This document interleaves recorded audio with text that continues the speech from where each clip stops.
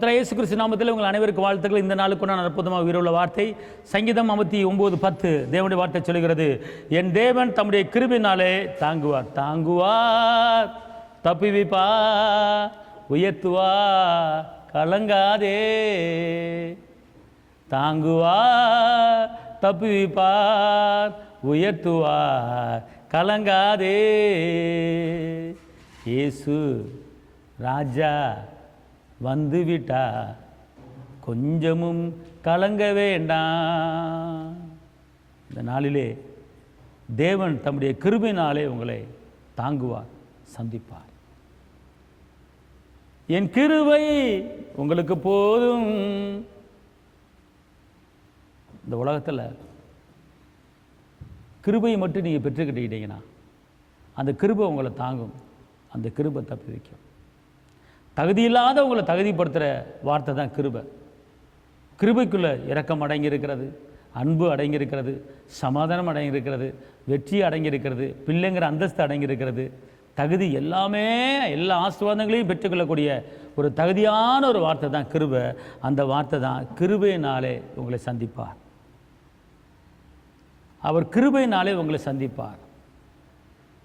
அவருடைய கிருபை உங்களுக்கு போதும்.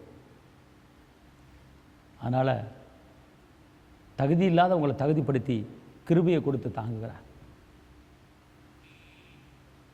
சங்கீதம் 136 அவர் கிருபை எனக்கு என்றும் உள்ளது, அவர் கிருபை எனக்கு என்றும் உள்ளது என்று சொல்லப்பட்டிருக்கிறது. கர்த்தரை துதியுங்கள், அவர் நல்லவர், அவர் கிருபை என்றும் உள்ளது. இந்த சங்கீதம் 136 முழுவதுமாக அந்த வசனத்தை நீங்கள் படித்து பாருங்களேன். அவர் கிருபை என்றும் உள்ளது, அவர் கிருபை என்றும் உள்ளது. நீங்கள் டெய்லி இந்த சங்கீதம் 136 படித்து அவர் கிருபை என்றும் உள்ளது அறிக்கிட்டே இருங்களேன்.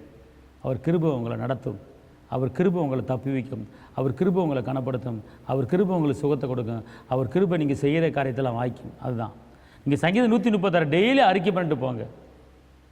செங்கடலை பிளந்தவரை உமக்கு ஸ்தோத்திரம், அவர் கிருபை என்றும் உள்ளது. யோர்தானை கடக்க பண்ணவரை உமக்கு ஸ்தோத்திரம், அவர் கிருபை என்றும் உள்ளது.